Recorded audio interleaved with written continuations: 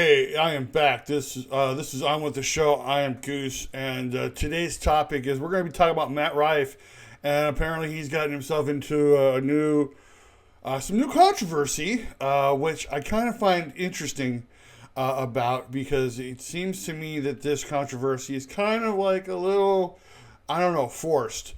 But we'll talk about that in a minute. But before we get into all that, go down, subscribe to the channel, bang the bell for notifications, bang, bang, bang the bell for notifications, so you always know when new videos are uploaded.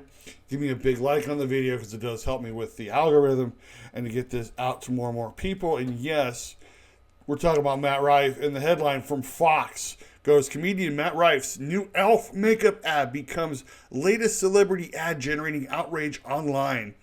The comic faces renewed backlash over 2023 domestic violence joke as makeup brand campaign draws criticism. This is by Gabriel Hayes, published August 14th, 2025, and the article goes on to say, comedian Matt Rife's new ad campaign for cosmetics brand e.l.f. Is the latest celebrity starring commercial that has caused social media users to melt down. The makeup brand published their ad online on Tuesday, featuring Rife and drag queen Heidi in Closet. Okay. Portraying lawyers and a spoof legal commercial promoting inexpensive e.l.f. cosmetic brands. A slew of comments on the post took issue with Rife being in the ad, with many pointing to a domestic violence joke he told in 2023 as the reason he should have never been chosen for the ad campaign. You didn't have the budget for a comedian who doesn't joke about abuse? One user asked on Instagram. Makeup influencer account Christian's Makeup wrote, e.l.f., I'ma hold your hand when I say this. Just because you got a drag queen in the mix does not mean it's a green light from Matt Rife. The comment received over 8,600 likes in less than a day. Another said, I thought you guys were cruelty free. These and similar comments reflected a renewed backlash against the comedian for joking about a woman who had a black eye during his 2023 special Natural Selection. In the set, Rife told the story of eating at a Baltimore restaurant with a friend when they noticed their female server had a black eye. They questioned why the restaurant owners wouldn't have the employee work in the kitchen to avoid customers asking questions. Yeah, but I feel like if she could cook, she wouldn't have a black eye, Rife joked. In response to the backlash he received from the joke, Rife doubled down, putting out a statement that directed social media users to a link offering an apology if they had ever been offended by a joke he told. The link brought users to a website where they could purchase special needs helmets. Good grief. All right, let's take a look at the ad. Hey girl, has overpriced beauty hurt your wallet? Elf that. Alfino and Schmarns have gone to Elf Court for millions of clients, helping them to access beauty products they deserve at prices that won't injure their livelihoods. Just ask the elfing people. I know a thing or two about red flags. And pricey makeup, you deserve better than that. You may be entitled to benefits. Let's get you those eyes, lips, funds. Find out what your case and face are really worth.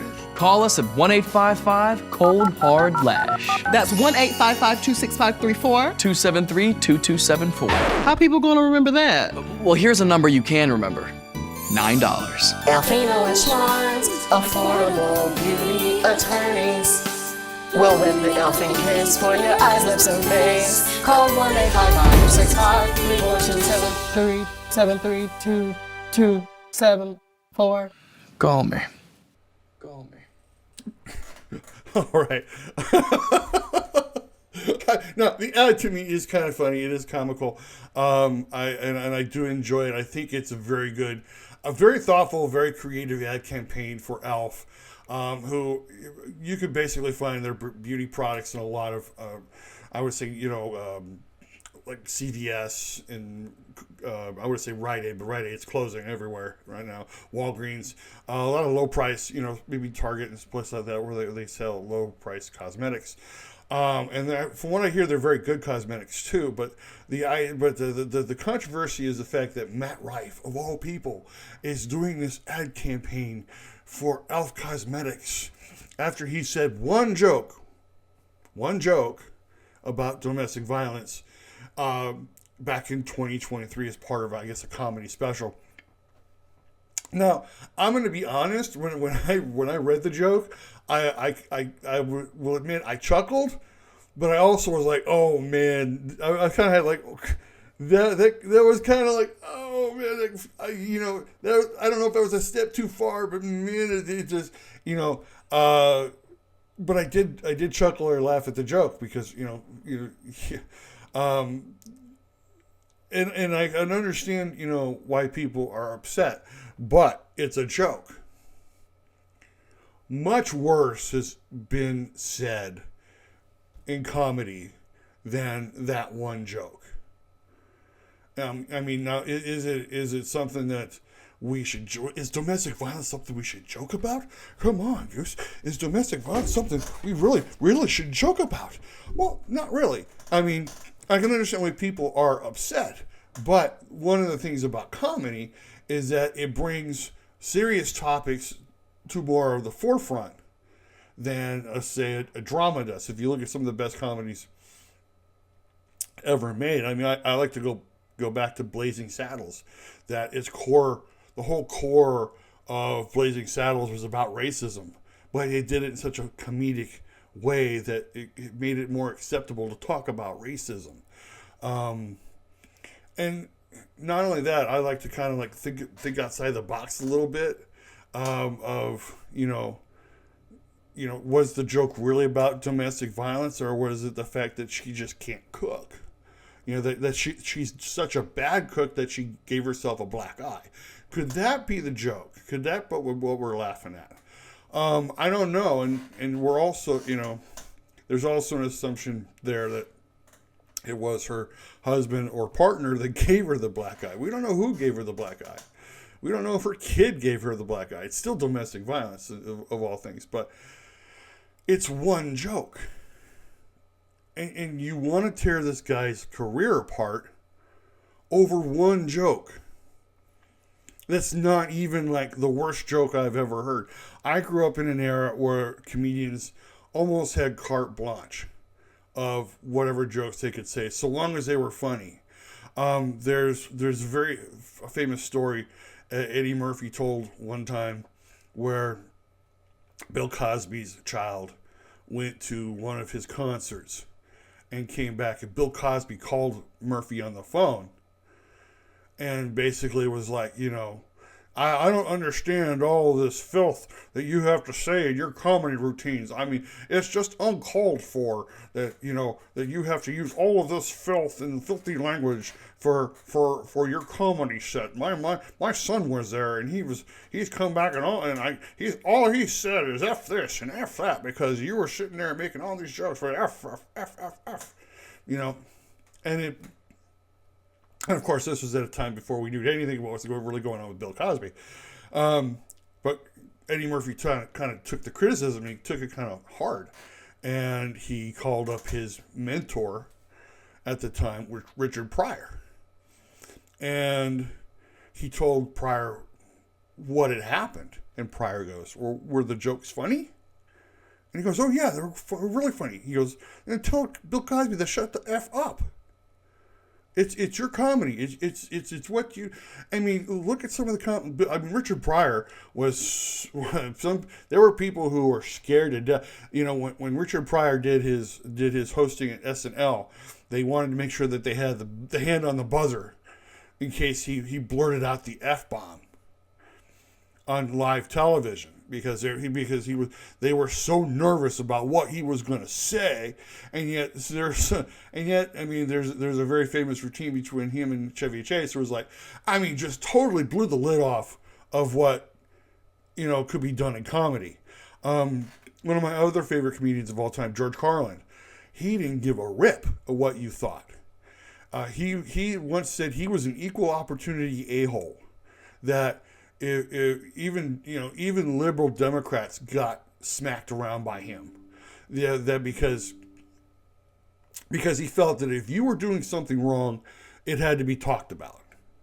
There's a famous routine that he taught where he talks about, saving the planet and how so stupid it is, because, and he goes through all of these different things about, why trying to save the planet is so dumb, because the planet's been here much longer than we have, and there's nothing we can really do to really kill the planet. And I'm sure if there are people who would see that, they'd be all offended about, oh my gosh, I can't believe he said that. He said that about our precious cause, about trying to save the planet. I mean, Greta Thunberg, I think, would basically, just clutch her pearls. How dare you? How dare you? Now, George is, passed on, and he's still probably one of the biggest comics that I still follow and listen to. Sam Kinison was one of the biggest comics I followed. I'd seen him live in concert. He was a great comedian, and he was also foul-mouthed, sexist, talked about whatever he wanted, and people ate it up and laughed. He was, unfortunately, Sam had his demons as far as his addictions too. But, here was a guy who was, if you look at his story, crazily enough, he was betrayed by his best friend and his wife, who he didn't even know were having an affair, and they were sending him up because he was a Baptist preacher. Sam Kinison, if you've ever have seen his routines, when I tell people he was a Baptist preacher, that he was out there doing tent revivals and getting people all, up into the glory of the Lord, he found out it was all set up because his friend and his wife were carrying on this affair, and they realized if they'd send him on these tent revivals, they'd have time together. Only he came home early one time and found them in bed. And there launched one of the greatest comedy careers of all time. Matt Rife is tame. People tell me about Lenny Bruce. Let me just do a real and how Lenny Bruce was so crude in the time period in which he was doing comedy that there were times he was arrested. He was arrested, for the things he said. I heard the same thing happen to Red Fox. Indecency. It was like, he would do his comedy routines, and they were so raunchy, that he would be arrested afterwards. Let me go back to what I was saying. Matt Rife is tame. Compared to what comedy has always been, Matt Rife is tame. He said one joke that pretty much got everybody up in arms in 2023, which was 2 years ago. I mean, and let me just be completely honest. I think if we looked into the past of a lot of these people who were just so up in arms and complaining about Matt Rife's one joke, I think we could find stuff that we could, like, if you're going to say this about him, we need to hold you accountable for this, whatever this is. Because nobody gets through this world unscathed. Everybody has done something stupid, something they regret, something that, that if it was ever found out, oh my gosh, I can't believe you were that kind of person. But to hold Matt Rife to a higher standard, is uncalled for. It's comedy. You either like it or you don't. I don't think Matt Rife really has, I don't, truthfully, I think he's doing okay. He's already moving on to another venture. I saw this headline on TMZ. It says, Matt Rife, there's nothing funny about my new occult museum. This is by the TMZ staff on August 1st, which was a couple weeks ago. And Matt Rife's going for both laughs and gasps, it seems, because the comedian now owns an occult museum, and he's the legal guardian of the haunted doll Annabelle. That's creepy enough. The Star posted about the purchase on social media Friday, telling fans he bought Ed and Lorraine Warren's house, an occult museum, with his friend Elton Casti. Rife, who's a big fan of the paranormal, by the way, also says he's the legal guardian of a whole collection of haunted objects, including the infamous Annabelle doll, which inspired the 2014 horror film. The Conjuring series is one of Rife's favorites. He adds, so it only made sense for him to throw down some cash to take over the house. Rife says they plan to open the house as soon as next summer for overnight stays and museum tours. No word on if you'll get a chance to meet Rife with the price of admission, so slow your roll, ladies. As far as Annabelle goes, Rife tells us the doll will finish the last steps, the last few stops on the tour she's currently on, and then will rest safely in the museum for guests of the house to visit upon their stay. So basically, he's already looking for something else, another adventure to supplement his comedy, because he probably feels that sooner or later he's going to want to like not do so many dates, not do go to so many cities. He wants to be also have another stream of income that will also help him. The fact that he got the Ed and Lorraine Warren's house and museum, I think, is kind of crazy. He is a huge fan of the paranormal. I'm a huge fan of the paranormal. I've had more and more things happen to me that I thought were crazy. In fact, I was shooting a video for my other channel, and a camera who had a full battery like shut off 3 times on its own, because I was talking about a friend of mine who had recently passed. And but it's kind of weird. Now, Matt Rife has also appeared on this past season of Ghost Adventures, where he did a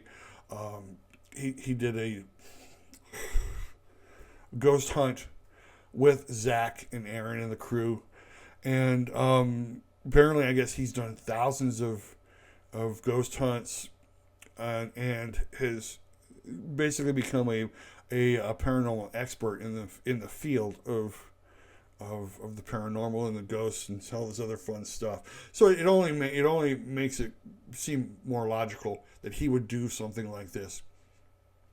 And I'm sure that he was, I'm sure he was advised by his friend Zach Bagans to, if this were to ever happen, do it. I think maybe quite possibly that one of the reasons when he got together with Zach and the crew to do this one episode, that he's probably telling him, look, the Warren house came up for sale and I'm thinking of buying it. I'm sure Zach was like, yeah, get it. Because who knows, maybe Zach, Aaron, Billy, and Jay will end up going there to do an episode, a 2-hour episode in the occult, in the occult museum, which should be interesting. And by the way, just a sidebar, can someone tell me very quick why Ghost Adventures only did 6 episodes of their show this year? Are they gearing up for another second half? In October? I know that their other show, House Calls, is coming out later this month. And so I'm wondering if they're kind of splitting. It's like they're doing Ghost Adventures, but it's like one is a Ghost Adventures and one is a House Calls, and so it's like they're splitting them up into 2 different entities or something. But guys, could you at least do just 10 episodes? Just do 10 episodes, please. And you could sandwich it between a couple of 2-hour episodes, like you've done before. I think it would be just fine. But I missed the show. You don't put out enough episodes now. I'm having to go back and watch past shows, which is fine. I mean, I've seen every episode from the beginning to the end twice. Some episodes I've seen many, many times, to the point where I know what's going to happen because I've seen, this is where they get the shadow figure on the camera. But yeah, with Matt Rife purchasing the Warren's house, having Annabelle, which is probably his chief exhibit that he's going to be talking about. And again, that doll is apparently still, from what I heard, her handler passed away on tour with her.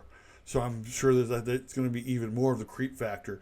They've talked about doing paranormal investigations there, and have people who could stay overnight and visit the museum. I think will be even more of a great attraction to have, and that he'll be able to have that secondary income where he could, or maybe he doesn't have to bother going out talking, telling comedy, and saying one joke that haunts him 2 years after he gets a commercial for Elf. By the way, I like the commercial. I think he does a good job in the commercial. I think we definitely see his personality come out in the commercial, and I think, some of the reason why some people are so offended by it is, if you look at Instagram, whoever it is, they're all makeup influencers. I don't see anybody else really being up in arms about this other than makeup influencers. So, dude, keep being you. You're doing great. And don't worry about people who want to bring up one joke that you told 2 years ago. All right? All right. That's the end of the show today. Thank you for watching. If you haven't already, go down, subscribe to the channel, bang the bell for notifications, bang, bang, bang the bell for notifications, so you always know when new videos are uploaded. Give me a big like on the video. Let me know what you thought of it. Share it out to your friends, family, neighbors, and leave me a comment. Let me know what you think about today's topic, and if you think, Goose, so you're way off on this. I think that he should be held accountable for this joke, or Goose, you're right. It's just one joke, and I think people need to chill out. All right. Thank you for watching. I am Goose. This is On With The Show. I will catch you on the other side.